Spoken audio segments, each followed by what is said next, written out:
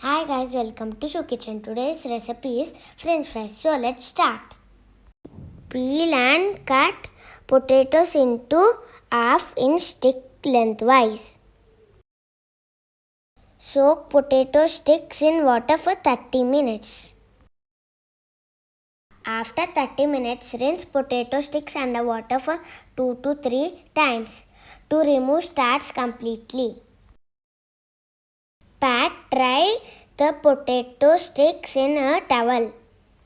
Heat oil in a kadai on a low flame, and once oil is hot enough, drop few potato sticks in oil.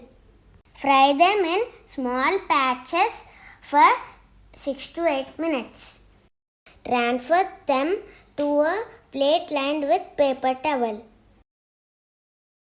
Let them cool at room temperature. Refry the potato sticks for 2 to 3 minutes on medium high flame or until golden brown. Transfer them into a plate.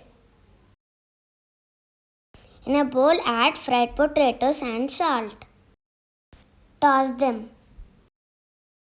Serve hot with tomato ketchup. Don't forget to like, share, subscribe and comment.